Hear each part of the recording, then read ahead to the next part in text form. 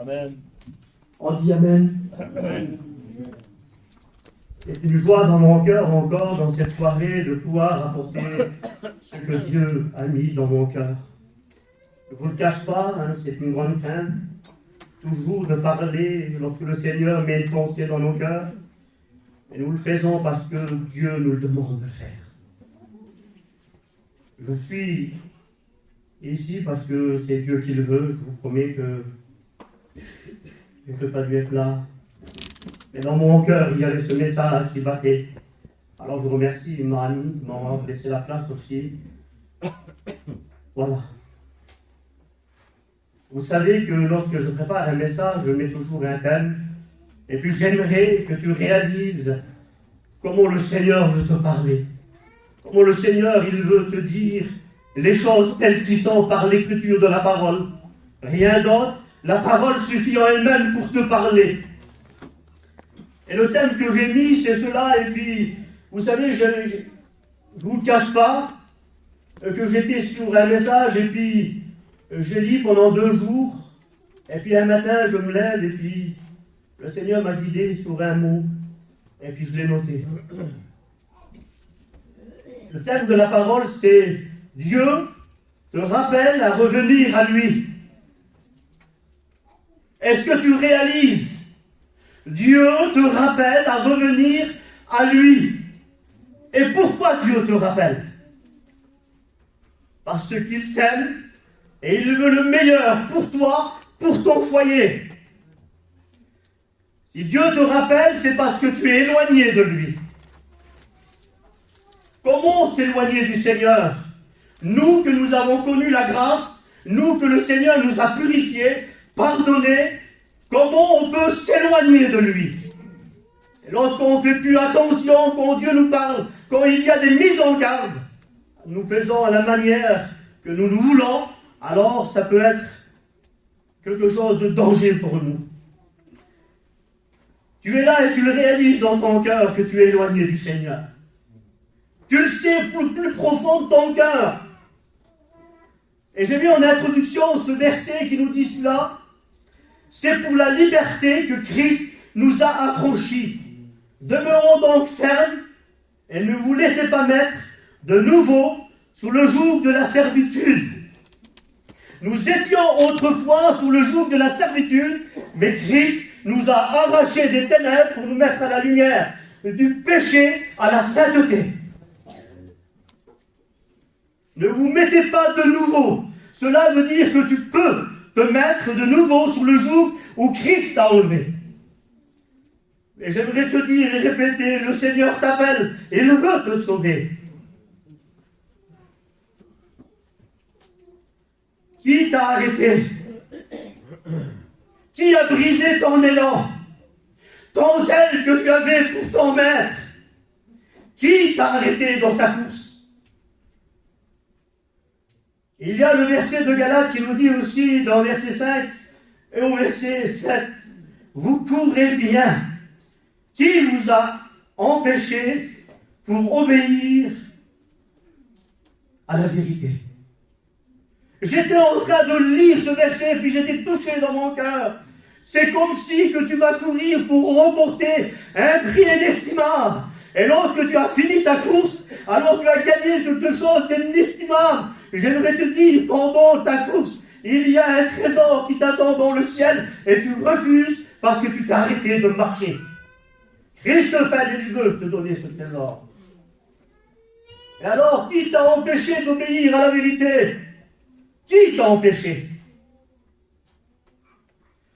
T'empêcher à la vérité, c'est de refuser la grâce que Dieu te donne. Parce que lui-même, il est la vérité. Et tu ne veux plus obéir à celui qui t'a arraché des ténèbres. Alors, ce soir, par la grâce de Dieu, Jésus il veut te donner la solution. Il y avait, en lisant dans Galates 5, un peu plus bas, au verset 8, il y a quelque chose qui m'a interpellé, c'est ce mot. Cette influence ne vient pas de celui qui vous a appelé. Quelle est donc l'influence qu'il y a dans ton cœur? Quelle est donc l'influence qui te tient à parcourir dans le chemin que Jésus t'a donné? Il y a parfois des gens qui nous influencent pour certaines choses. Et ce soir, cette influence ne vient pas de celui qui t'a arraché des ténèbres. Alors, ouvre bien tes oreilles, ouvre ton cœur, sois intelligent et écoute ce que Dieu te dit.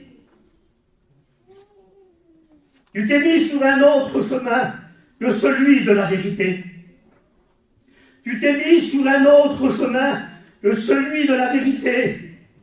Alors Dieu te rappelle à revenir sur le chemin. Dieu te rappelle à revenir sur ce chemin. Alors Jésus lui-même va le dire. Jésus leur dit, je suis le chemin et la vérité. Et nul ne vient au Père que par moi. Alors je ne sais pas. Je ne sais pas, alors certainement tu te dis dans ton cœur qu'il y a des reproches pour toi. J'aimerais te dire qu'un jour, la Bible nous dit ça, que les reproches au peuple d'Israël, il y a eu des reproches pour le peuple d'Israël. Comme ce soir, il te reproche que tu as arrêté dans ton élan et que tu refuses à obéir à la vérité. Qui t'a empêché? Il te rappelle, réalise. Alors il y avait bien un homme, et puis donc pour reprocher au peuple d'Israël, il fallait que l'Éternel va parler à un homme. Il fallait que Dieu s'adresse à un homme pour apporter le message au peuple. Nous sommes des serviteurs de Dieu. Christ met des messages dans nos cœurs pour avertir et pour conseiller le peuple qui a besoin de sa grâce.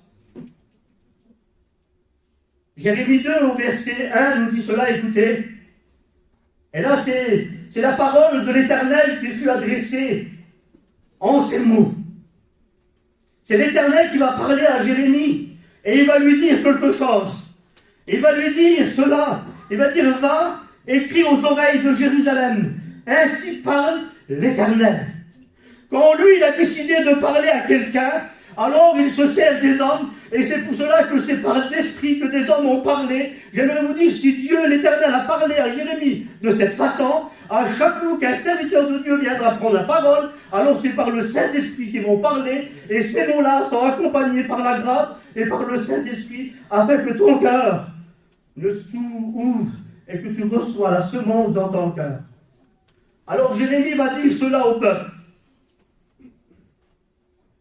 Il va venir de la part de l'Éternel en disant ces mots. Je me souviens de ton amour. Il va dire, je me souviens de ton amour lorsque tu étais jeune. J'aimerais que tu réalises, lorsque tu as rencontré Jésus dans ton cœur, le jour que tu as fait cette expérience, le jour où il t'a tiré et qu'il a fait de toi une nouvelle créature, souviens-toi l'amour que tu avais pour lui. Et il va le reprocher au peuple, comme il le reproche ce soir à toi. Tu as abandonné ton premier amour, de ton affection lorsque tu étais fiancé. Et quand tu me suivais au désert, dans une terre inculte. Voilà les reproches que l'Éternel va faire, dire à Jérémie pour qu'il dise au peuple. Et j'étais en train de réaliser cela. Et puis moi-même, j'étais en train de penser, Seigneur, la première fois où la parole a touché mon cœur, l'amour que Dieu a mis dans mon cœur, j'aimerais vous dire, elle ne doit pas changer. Parce que le Dieu vivant, le vrai Dieu qui habite dans nos cœurs, alors où tu en es avec ton premier amour. Et vous savez, j'ai pas d'autre mot à dire. Lorsque tu étais jeune converti, il n'y avait rien qui t'empêchait. S'il ne fallait pas manger pour aller à une réunion, tu le faisais. S'il fallait renoncer à certaines choses, tu le faisais. Le premier amour, ça avait un zèle qui te dévorait pour venir écouter la parole de Dieu. Où tu en es aujourd'hui? Où tu en es?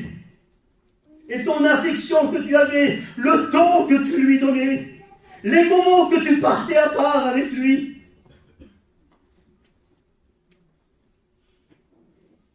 Et puis j'étais là, et puis je voyais, il disait dans tout ça, Israël était consacré. Où est ta consécration? Où est ta consécration lorsque tu avais ton premier amour? Vous savez, pour tous ceux qui sont là, c'est des mots un peu qui sont compliqués. Lorsqu'on est fiancé, on aime passer du temps avec elle. Et tout à l'heure, dans la prière, a été dit que nous sommes la fiancée et qu'il est l'époux. Est-ce que tu aimes passer du temps avec lui? Même dans une terre, un culte. Alors, j'ai noté cela, tu le suivais avec obéissance, patience, avec amour et joie et paix. Même dans ce désert où il n'y avait rien, tu aimais rester dans sa présence. J'ai marqué cela, écoutez, dans un désert, et il n'y a rien pour plaire. Mais quand tu étais accompagné de sa grâce, tu étais resplendissant de joie. Ce désir de servir l'Éternel, le Dieu vivant. Est-ce que tu as toujours cette vigueur de le servir dans ton cœur? Le désert nous représente la difficulté, les épreuves, le désespoir, mais quand même, tu aimais être avec lui dans sa présence. Est-ce que tu as toujours ce désir dans ton cœur? Dieu te fait des reproches. Est-ce que tu as le droit de quitter celui qui est le Dieu vivant, le vrai, pour t'attacher à des choses qui sont vaines, qui ne sont rien du tout? Écoutez, Jérémie 2 au verset 11 nous dit cela. Y a-t-il une nation qui changerait ses dieux, quoiqu'ils ne sont pas des dieux? Est-ce qu'une nation pourrait changer ses dieux malgré qu'ils ne sont pas des dieux? Et puis, il y a aujourd'hui dans les religions où ils ne sont pas avec le Dieu vivant, ils ne changent pas leur vie. Donc s'il n'y a pas la grâce qui va toucher leur vie, donc ce n'est pas par le Saint-Esprit qu'ils sont convaincus de péché, de jugement et de condamnation, alors ils vont rester en adorant ces faux dieux. Mais toi qui as connu la grâce du Seigneur, toi qui sais sa puissance, toi qui as connu sa puissance, il va dire cela, écoutez, et mon peuple a changé sa gloire contre ceux qui n'aient d'aucun secours. Tu t'as attaché à des choses qu'il n'y a aucun secours. Aucun secours. Et tu penses, pour toi, c'est la meilleure des choses de rester tel que tu es. Au verset 13, il va dire ça, car mon peuple a commis un double péché. Ils m'ont abandonné. Ils m'ont abandonné. Moi qui suis une source d'eau vive. Ils m'ont abandonné, moi qui suis une source de vive, pour se creuser des citernes crevassées qui ne retiennent pas l'eau. Et j'aimerais te dire, toi-même, tu t'es fait des puits, tu as creusé des choses dans ta vie, où il y a ces crevasses qui ne retiennent pas l'eau. Et puis j'avais cette pensée dans mon cœur. J'ai noté cela. La citerne crevassée, c'est ton cœur. Les citernes crevassées, c'est ton cœur aujourd'hui. Elle ne retient plus l'eau de la parole.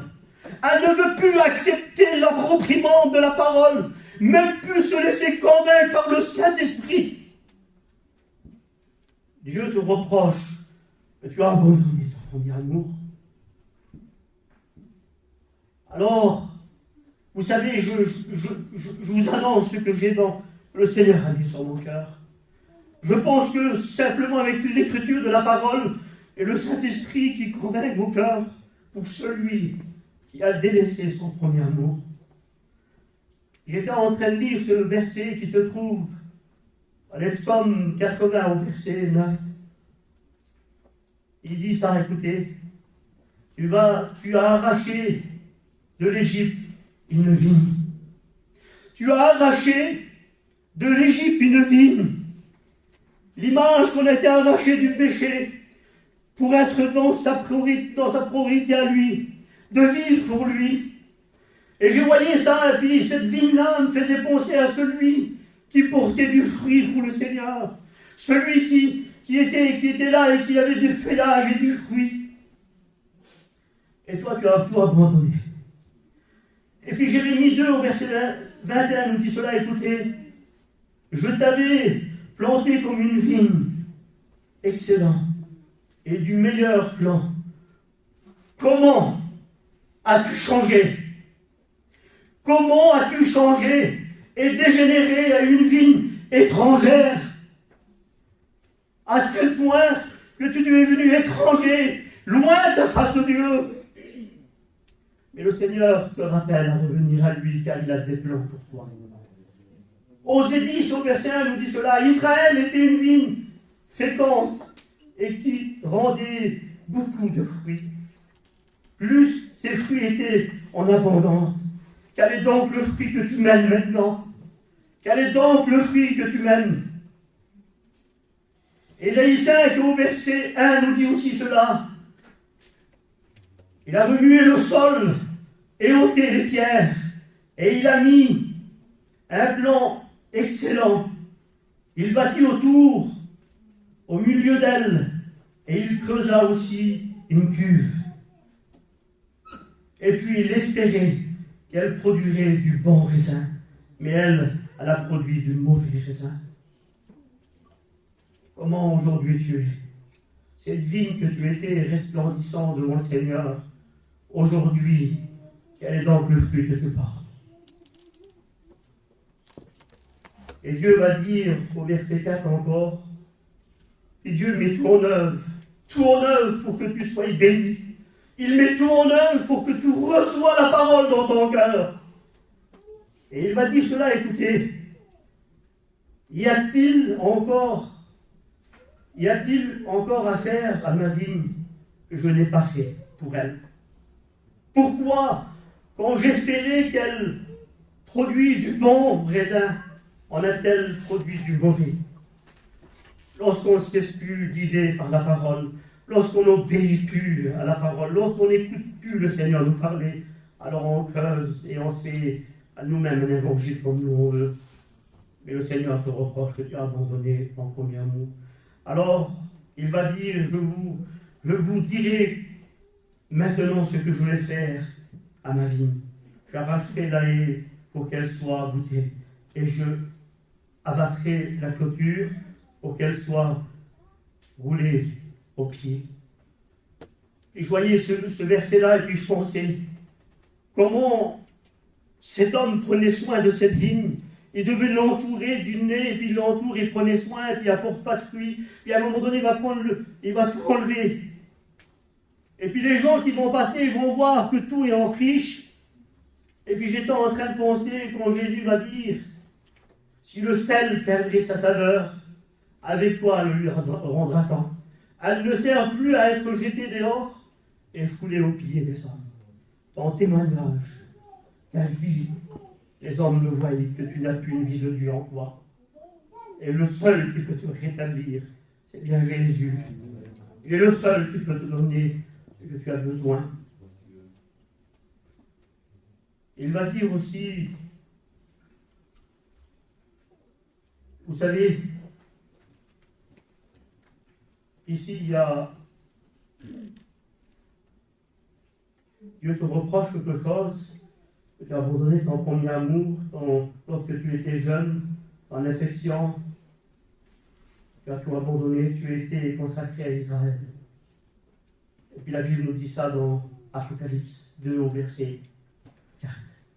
Et ce que j'ai contre toi, c'est que tu as abandonné ton premier amour. Si le Seigneur te le rappelle, c'est parce qu'il le sait, que tu as tout abandonné. Et il est amour et il veut te donner la solution. Il va te dire, souviens-toi donc d'où tu es tombé. Souviens-toi donc de où tu es tombé. Cette influence qui ne vient pas de celui qui nous a appelés. Tu as plutôt écouté la voix de l'ennemi. Tu as laissé rentrer de la haine dans ton cœur. Et c'est pour cela que tu as nourri cette haine. Tu as nourri tes pensées. Et c'est à cause de cela que tu as marché sur un autre chemin.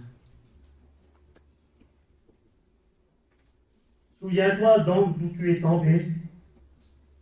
Réponds-toi et pratique tes premières œuvres. Pratique tes premières œuvres. Sinon, je viendrai à toi et j'ôterai le chandelier de sa place. à moins, et là il y a la grâce, à moins que tu te repentes. Et j'aimerais te dire que ce chandelier, c'est Jésus. Tant que la grâce est là, il y a encore le Seigneur qui peut te pardonner. 1 Jean 1 au verset 17 nous dit, mais si nous marchons dans la lumière, comme il est lui-même dans la lumière, nous sommes mutuellement en communion. Et le sang de Jésus, son Fils, nous purifie de tout péché. De tout péché. Alors, je ne vais pas plus loin, je vais conclure la parole de Dieu, écoutez. Proverbe 4 au verset 26. Le conseil que le Seigneur te donne. Considère le chemin par où tu passes. Considère le chemin par où tu passes.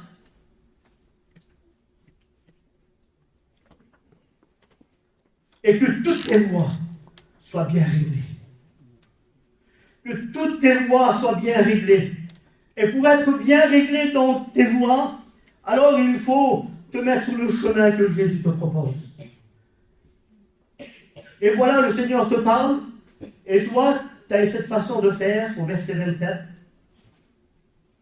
N'incline ni à droite, ni à gauche. Détourne ton pied du mal. Détourne ton pied du mal. Et certainement, dans ton cœur, tu te dis, c'est pas pour toi la parole de Dieu. Tu dis que toi, tu vis dans une sainteté, tu vis sans péché. La Bible nous dit ça. Si nous disons que nous n'avons pas de péché, nous nous séduisons nous-mêmes. Et la vérité n'est point en nous. Et j'aimerais te dire ce verset, mes petits enfants, je vous écris ces choses afin que vous ne péchez point. Et si quelqu'un a péché, nous avons un avocat auprès du Père, Jésus-Christ le juste. Allez pas plus loin, prie le Seigneur. Tu es le Dieu tout-puissant. Combien ta parole est toute puissante.